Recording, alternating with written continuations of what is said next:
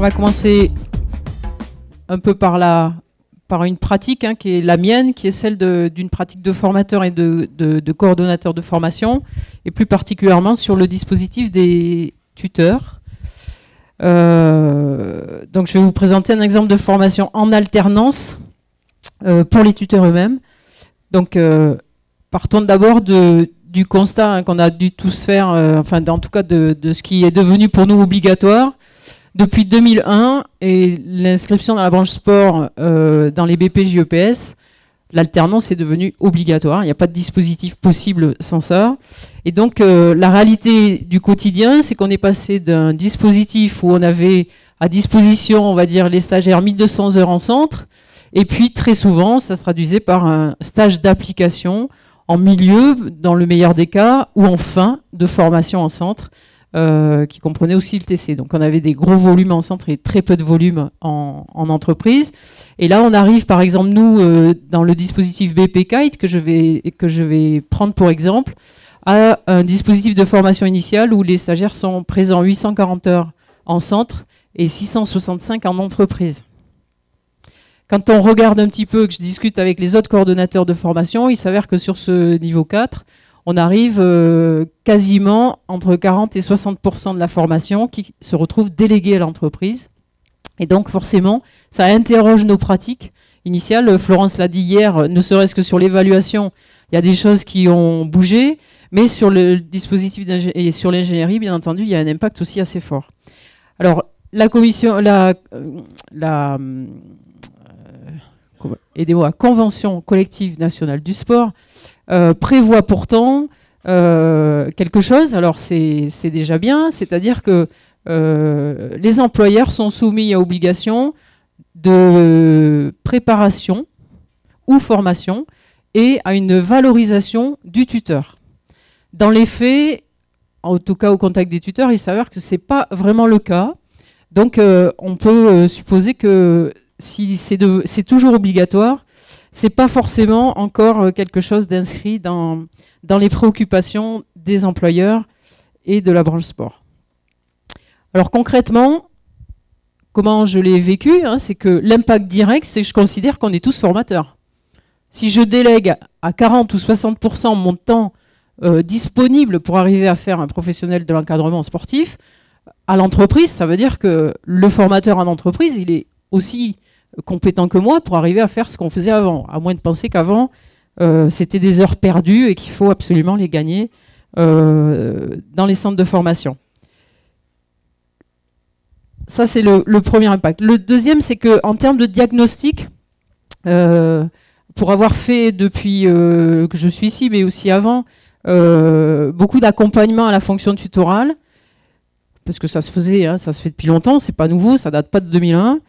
On peut noter une certaine impuissance du tuteur sur le cœur de métier, c'est-à-dire sur l'intervention à la formation pédagogique, puisque je vais centrer essentiellement mon propos sur l'apprentissage de l'enseignement. Donc, et puis dans le diagnostic que je faisais, c'est qu'en fait, on faisait subir aux tuteurs ce que nous-mêmes on contestait dans leur pratique en tant que formateurs, c'est-à-dire que ce qui se passe très souvent, c'est qu'on fait une petite formation ou pré-information du tuteur avant le début du dispositif, en tout cas avant qu'ils aillent en entreprise. Puis une fois que le stagiaire est en entreprise, le tuteur il se débrouille. C'est-à-dire que dans les dispositifs de suivi, il y a effectivement des coups de téléphone, il y a, on mettait en place un bilan de fin de saison, mais concrètement sur la formation à la fonction, le centre de formation, on a un peu tendance à faire ce qu'on leur reproche, c'est-à-dire d'accueillir l'apprenti, d'être très présent sur le début de la formation, et puis ensuite de le laisser travailler. Alors ça, forcément, ça m'a interrogé. Donc cette histoire de miroir, vous allez voir, elle est assez importante. Alors, le propos que j'ai tenu dans mon diagnostic, c'est de me dire, si l'alternance, elle est si intéressante que ça dans la formation des enseignants et des BP, pourquoi ne le serait-elle pas dans la formation des tuteurs eux-mêmes ? Ne serait-ce que pour vivre de l'intérieur un dispositif qu'ils vont devoir animer. Alors j'ai saisi pour cela une opportunité qui est celle de l'arrivée du DEJEPS dans notre champ jeunesse et sport, puisque pour la première fois, en tout cas, est identifiée la compétence à mener des actions de tutorat pour certaines spécialités ou de formation pour d'autres. Hein, c'est assez flou selon les mentions. Et donc au sein de l'UC3, qui est un peu l'UC3 où on trouve la capacité à entraîner, enseigner, former, j'avais une opportunité de dire que puisque c'est un dispositif et qu'il est forcément en alternance, ce DEJ-EPS, les gens qui s'inscrivent dans ce dispositif, en ce qui concerne leur formation aux actions de tutorat, je vais pouvoir utiliser l'alternance. Alors, dans la démarche, une fois le diagnostic, mon diagnostic posé par rapport à mon vécu, je me suis dit qu'il était temps de revenir voir de près l'activité du tuteur en situation, avant même de proposer un dispositif un petit peu dans la même démarche que celle que nous a présentée Patrick hier sur l'executive master, où on va voir un petit peu plus de près ce qui se passe et les besoins des gens que l'on a formés avant de proposer quoi que ce soit. Etc. Toi, comment tu ressens le truc, toi, pour fabriquer ta séance derrière Moi, c'est qu'on a perdu énormément de temps. Voilà. Ok. Voilà. Après, voilà, là, une grosse perte de temps qui est énervante. Ok. Parce que déjà, c'est une séance courte. D'accord. Voilà, là, je vais le remorquer. Donc, l'idée, du coup, à ton avis, qu'est-ce qui est important pour au moins le souvenir des enfants et ce que tu peux essayer d'amener dans la séance? Qu'est-ce que tu penses qu'il est primordial de faire là? Les lâcher, les laisser naviguer et leur donner de les laisser tout seuls en autonomie, je pense, avec 2-3 consignes de direction pour qu'ils puissent s'épanouir tranquillement. D'accord.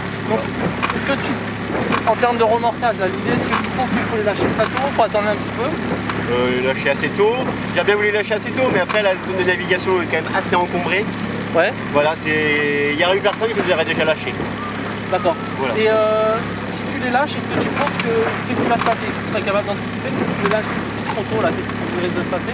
S'ils les lâchent tout de suite trop tôt, je vais les orienter par rapport au vent, donc je vais leur donner un point de référence. Voilà. Donc on peut quand même encore jouer sur le tourner dos au vent et face au vent, je pense qu'on peut encore jouer sur ça, oui. Par contre, je te donnerais l'avis, c'est quand même plutôt de remonter au vent pour qu'on puisse descendre tranquillement et les mettre en avant de la navigation maximum. D'accord. D'accord. D'accord. Mais par contre, chez les gamins, là, toi, pour toi, est-ce que tu crois que toi, ce que tu as ressenti, eux, ils l'ont ressenti de la même façon? Non. Ok.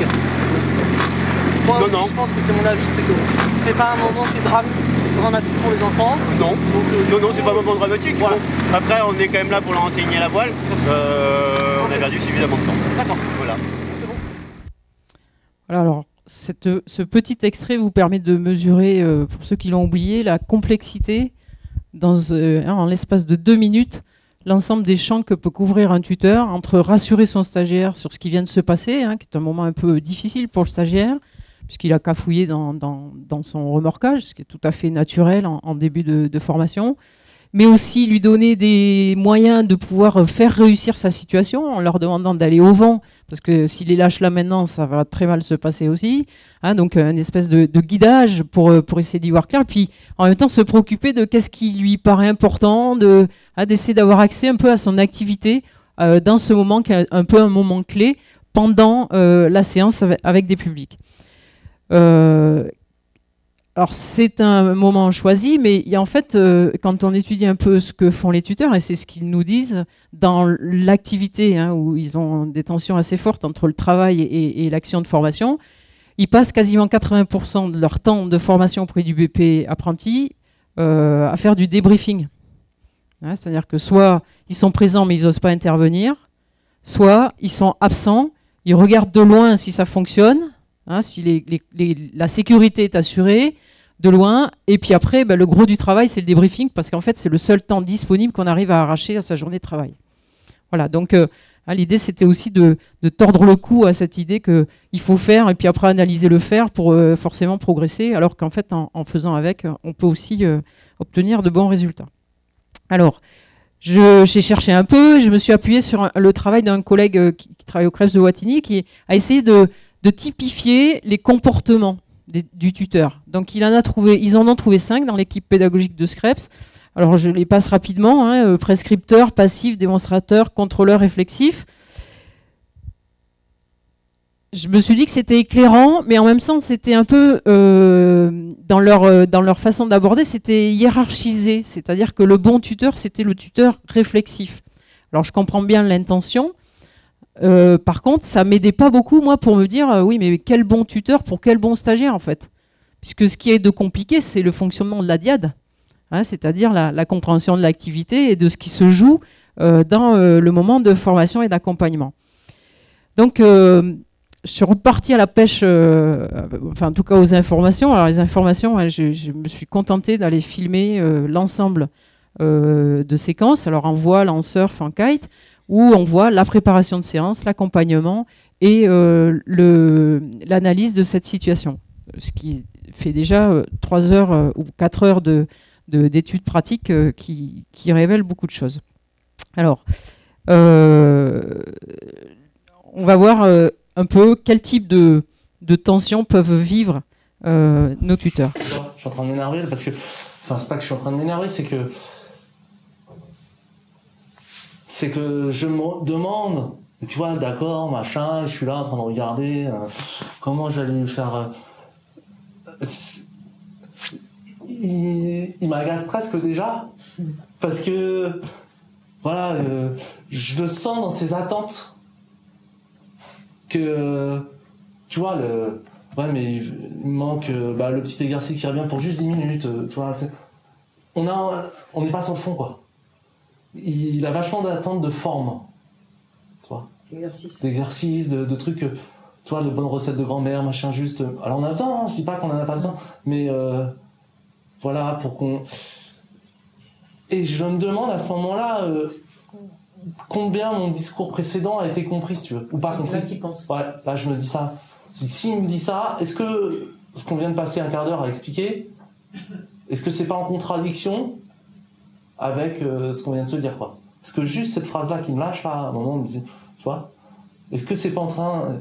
Est-ce que ça veut dire... Ça me permet d'évaluer... Enfin, je prends ça pour un signe évaluateur de la compréhension, enfin, de la compréhension, en tout cas. Tout ce que tu viens de faire. Voilà. Et là... Là, je suis un peu démuni, quoi. Je me dis, bon, j'essaye de laisser. Tu te sens énervé? Je me sens un peu pas énervé, mais tu vois, j'essaye d'aller chercher, tu vois, je regarde un peu dans le vague, je regarde pas forcément, tu vois, je vais chercher en haut un peu de. Alors attends, comment je pourrais faire? Tu vois, là, je suis. T'es en pleine.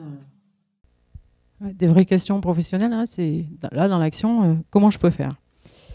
Alors, on avait travaillé avec, surtout André d'ailleurs, hein, la typification des dilemmes que rencontrent les tuteurs. Donc très rapidement, je les rappelle aussi, ça a fait l'objet d'un article qui s'appelle « Tuteur, un travail d'équilibriste », où il y avait déjà cette notion de gestion des dilemmes et donc de centrer la formation sur l'aide à la résolution de ces dilemmes, plutôt que de parler de manière générique ou même de vouloir formater sur de bonnes pratiques. Commençons déjà par aller les aider à résoudre des dilemmes qui sont récurrents quand on fait de la formation régulière de tuteur, on les reconnaît assez rapidement. Donc le premier, hein, c'était d'arriver à la première tension, c'était de rendre le travail formateur, c'est-à-dire de pouvoir à la fois transmettre son savoir, mais aussi aider à se transformer. Hein. Et là, on voit bien sur l'histoire d'exercice, donne-moi ton exercice pour finir les 10 minutes de séance, et puis le tuteur qui est sur autre chose, hein. C'est-à-dire qu'il aimerait bien aller un peu plus loin. Respecter le rythme d'apprentissage, mais aussi ne pas perdre de temps, se centrer sur l'apprentissage, mais aussi sur celui des pratiquants qui sont en responsabilité du BP. Donc voilà autant de dilemmes que doit résoudre le tuteur. Alors, cette histoire de dilemme, elle m'a pas mal, elle aide beaucoup quand on a les tuteurs avec nous pour essayer d'aller avec eux dans l'accompagnement à cette fonction. Mais par contre, je me suis rendu compte que selon les tuteurs, et là je rejoins un peu ce que Fabien a essayé de faire sur la typologie des formes de tuteurs, les préoccupations sont pas tout à fait identiques. C'est-à-dire que dans l'action, ce sur quoi ils se centrent n'est pas toujours pour un même tuteur au même moment. C'est pas toujours la même type de préoccupation qu'ils rencontrent. Et puis entre plusieurs tuteurs, ils ont aussi des différences. Tu vois, moi j'ai une activité en même temps et je me dis, mais merde, est-ce que il y a le décalage entre sur sa zone d'apprentissage à la Pierre, sur ce qu'il doit lui apprendre, est-ce que le décalage est bon, quoi? Est-ce que ce que je lui demande ça va le faire, c'est en adéquation avec le maximum de progression possible, si tu veux. Parce que, tu sais, Ça, c'est l'activité que tu mènes, c'est-à-dire toi, tu es en train de te dire... Parce que j'ai deux activités, j'écoute vraiment ce qu'il veut faire, etc. Puis en même temps, moi, je cherche à le faire progresser et à lui donner la charge de travail la plus optimum par rapport à sa capacité, à ses capacités du moment T. Et le décalage, là, je me rends compte qu'il est comme ça, alors qu'il faudrait qu'il soit juste, tu vois, pour être dans le meilleur apprentissage possible, qu'on ait juste un peu le décalage. C'est-à-dire, alors le meilleur apprentissage possible, ça serait quoi là, dans le cas de Pierre? Bah, au fait, qu'est-ce que tu as là dans la tête quand tu me dis ça? Bah, c'est qu'au fait, moi,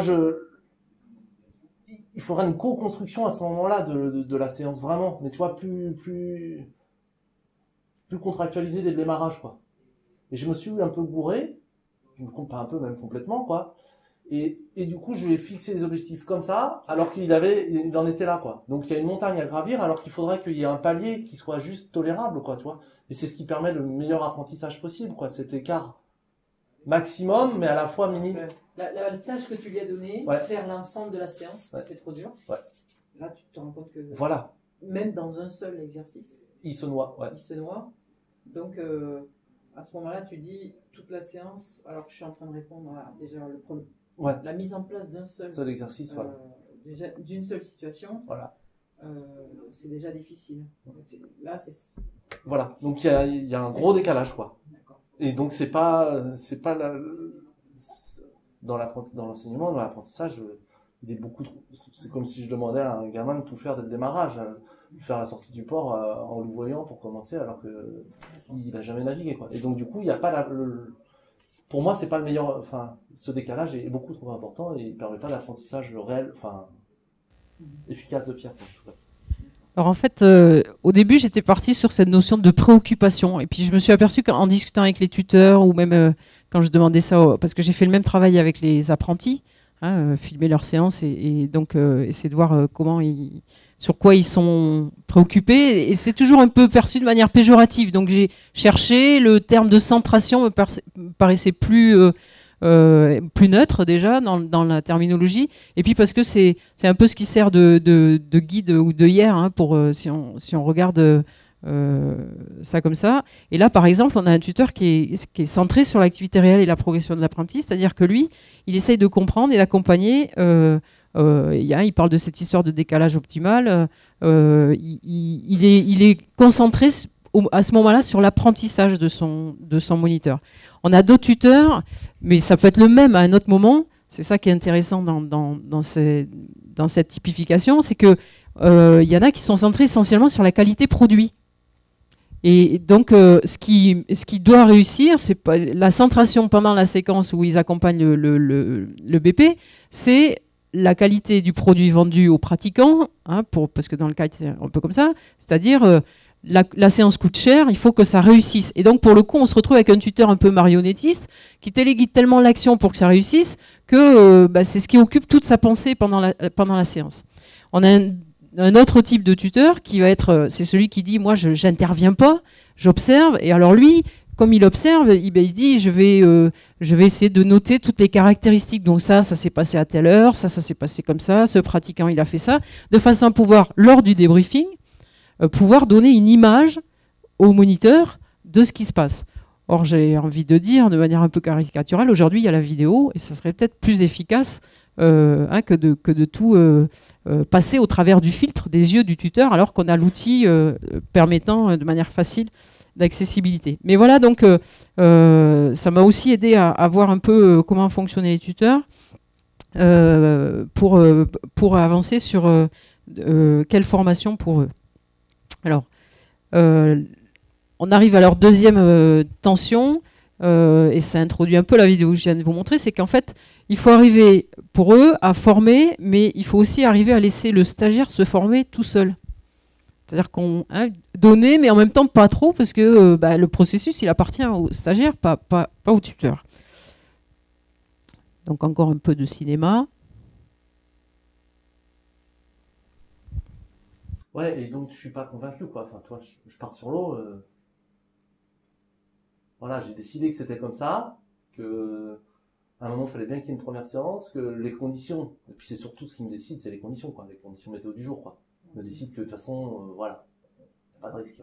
Voilà. Après, ben, il y a l'apprentissage des gamins quand même qui est en jeu. Je suis assez serein ce premier jour-là en me disant qu'ils vont pas apprendre grand-chose. Alors en même temps, je suis en contradiction avec ce que j'ai dit, qu'il fallait, tu vois. Donc c'est ce dilemme, le curseur, quoi. Le curseur tolérable de l'apprentissage minimum, quoi. Mais en même temps, je veux mettre Pierre tout de suite dans l'action. Voilà, dans la responsabilité et dans l'action, pour que ça soit acquis pour notre travail à long terme, que voilà, il se soit mis à poil et puis qu'on ait vu que ça a foiré ensemble et voilà, c'est pas grave. Je sais que à ce moment-là, je suis quand même assez réaliste que la séance ne va pas forcément se dérouler de manière très limpide, quoi. Et le fait que tu comprennes pas, tu comprends rien à ces exercices-là. Ouais. C'est pas du tout ce qu'il va faire. Ouais. Mais en même temps, ça... Tu te dis, je vais quand même. Mais je vais savoir, donc tu vas le faire. Je dis. Qu'est-ce que t'as comme. Mon intention est de dire, peut-être que j'ai rien compris, mais peut-être que ça va être. C'est tellement limpide, il va, dans un langage de gamin, il va réussir à expliquer ça. Et ça va. C'est peut-être que. Je me dis, peut-être que je suis complètement hors circuit et que, en fait, sur l'animation, il sait très bien faire et qu'avec les gamins, il va s'entendre à merveille et que ça va. Les gamins vont tout de suite percuter et que c'est moi qui. Puis, sinon, bah, au moins, on va voir de quoi est dans mes questions et de voir pourquoi, les causes de ça. Donc, la préparation de séance, quelque part, tu n'as pas pu lui répondre, ouais. Mais tu fais confiance voilà. à la vie de la séance. À la vie de la séance, donc, je me dis, bon, ouais. Donc là, tu es déjà en lien déjà avec ce qui va se passer sur l'eau. C'est-à-dire voilà. que ton accompagnement, là, à ce moment-là, même s'il n'est pas comme tu le souhaites et que tu es un peu perdu parce que tu as l'impression que le décalage il est énorme, tu te dis, bon, mais suite au prochain épisode, voilà. tu pars de l'avant. Voilà, on fonce ensemble parce que c'est quand même la première séance qu'on va faire ensemble. Voilà, donc ça, c'est encore un autre type de dilemme qu'ils ont à résoudre entre former et laisser l'apprenti se former. Là, on voit bien le tuteur qui a décidé de laisser essayer l'apprenti.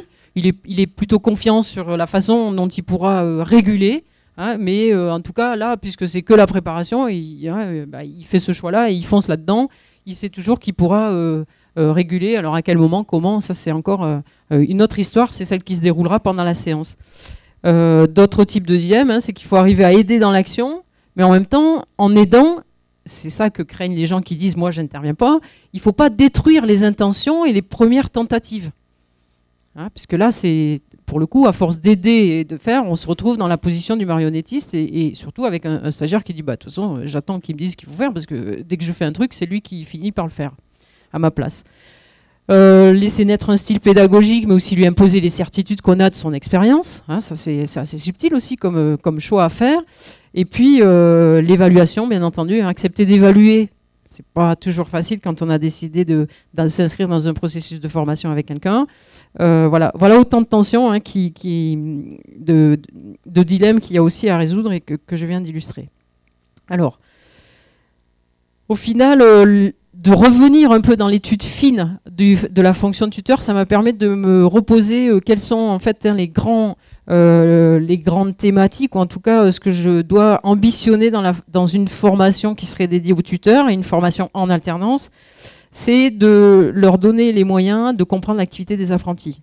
On va le voir juste un petit peu plus loin. Je constitue une banque de données de l'activité de moniteur apprenti dans 3 activités nautiques qui me servent énormément pendant les formations de tuteurs, puisque c'est pas la peine d'avoir des grands discours. Des fois, des petites séquences vidéo permettent de bien illustrer ce qu'on a oublié soi-même en tant que pratiquant expert de l'enseignement, c'est les préoccupations ou les centrations qu'on peut avoir quand on débute une activité aussi complexe que l'enseignement d'une activité nautique avec un milieu d'incertitude, de risque, tout ce qu'on nous a présenté hier.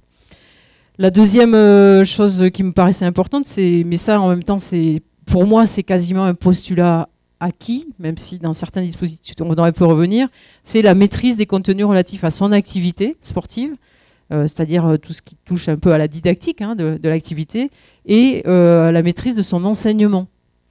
Devenir tuteur alors qu'on vient juste d'être certifié soi-même enseignant, ça me paraît bien compliqué quand même. Hein. Même si certains qui ont d'autres expériences que celles du diplôme auquel ils se forment sont déjà armés pour cela.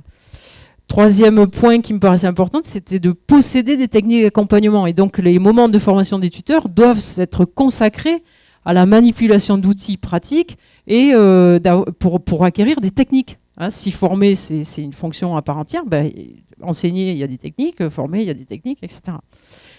Et puis, quatrième point, c'était important de comprendre les enjeux identitaires de la formation d'un adulte, considérant que les tuteurs sont des passeurs dans la communauté de pratique des enseignants, hein, et donc les gens que l'on veut bien reconnaître comme étant de sa communauté, ils ont un rôle important à jouer là-dessus, et les enquêtes hein, qui avaient été faites initialement sur le BP l'ont démontré, c'est presque plus important, on va dire, que la pédagogie, parfois, ce qui se joue dans cette diade et dans cette situation en entreprise pour le BP. Alors, des exemples hein, d'outils que j'utilise, donc comprendre l'activité de l'apprenti, sur un des points qui peuvent faire je cours quand même.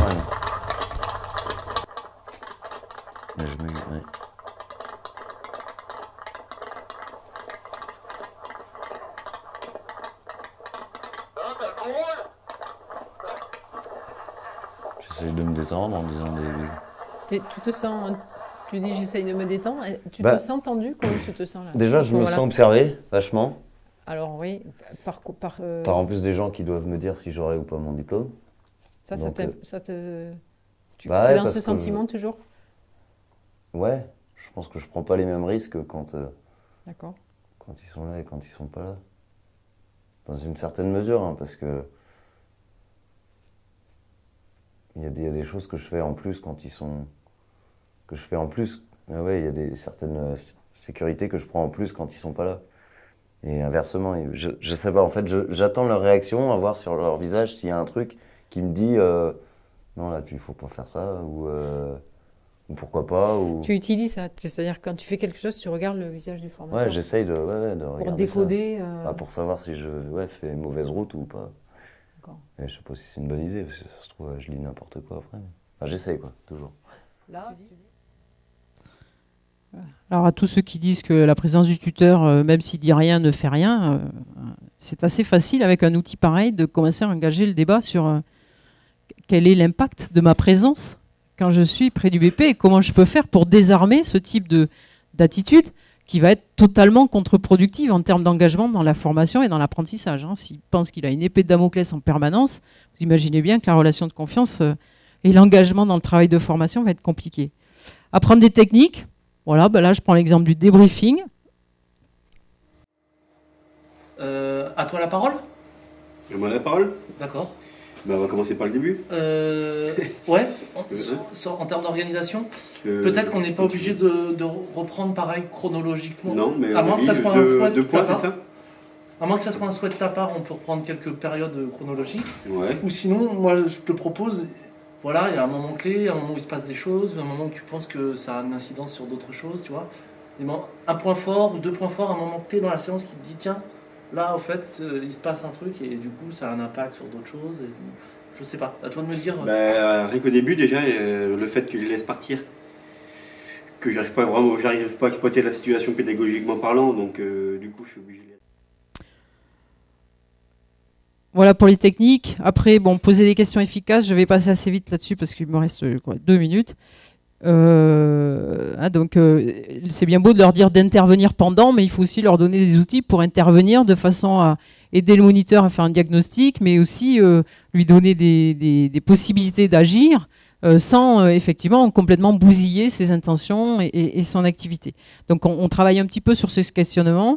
Alors voilà concrètement à quoi je suis arrivé aujourd'hui. Alors j'ai l'avantage de pouvoir tester sur un dispositif concret qui est le DE Kitesurf, puisqu'ils ne sont pas nombreux, et donc ça me laisse un peu de temps avant même de vouloir étendre ça plus loin.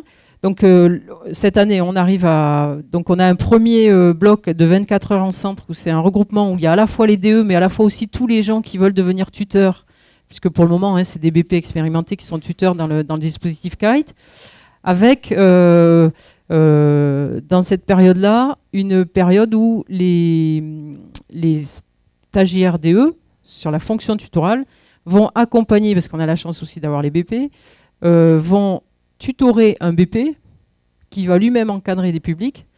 Et moi, je me rajoute là-dessus pour venir aider le tuteur à intervenir sur le BP. Donc c'est une situation pratique, en fait, en centre, qui ressemble, bien entendu, à un accompagnement, qui ressemble à l'accompagnement que je souhaite effectivement essayer de promouvoir dans leur intervention auprès du BP. Je ne sais pas si j'ai été très claire, hein, ça fait un peu poupée russe mon truc là, mais vous inquiétez pas, ça marche bien. Ça leur permet en fait de mobiliser les outils, les techniques, et puis de pouvoir ensuite débriefer avec eux sur la pertinence, les difficultés qu'ils ont eues par rapport aux outils et tout. On a un bloc de 70 heures, je fais vite, hein, parce que l'exercice que j'ai imposé à tous les autres, je vais me le faire. 70 heures en entreprise où en fait il va y avoir une collecte de vidéos et un entretien téléphonique. Pour qu'ils reviennent ensuite, alors les vidéos c'est facile hein, parce qu'avec toutes les petites GoPro et tout ça, donc ils mettent ça sur leur casque ou sur leur bras et ça permet d'avoir des images de leur activité de tuteur quand ils préparent la séance. Donc je leur ai fait la commande, hein, préparation de séance, conduite de la séance et débriefing de la même séance, de façon à ce que quand ils reviennent les 20 heures en centre, on puisse travailler sur cette expérience au travers des vidéos, soit de manière individuelle. Alors, c'est un peu au choix, hein, par des entretiens d'autoconfrontation, soit de manière collective, s'ils acceptent de donner leur image. Voilà. Après, ils ont une séance L'été, ils enchaînent. Il y a 2 visites en entreprise, une sur le PEDA, une sur le certificatif. Ils reviennent de nouveau en centre, on débriefe la saison et on revient sur ces moments-là. Et il y a un regroupement collectif de la communauté de pratique des tuteurs qui regroupe tout le monde, y compris les DE, en novembre. Voilà. Donc le dispositif testé cette année sur 1 ou 2 stagiaires et en espérant que le bilan permettra d'envisager mieux. Voilà, merci.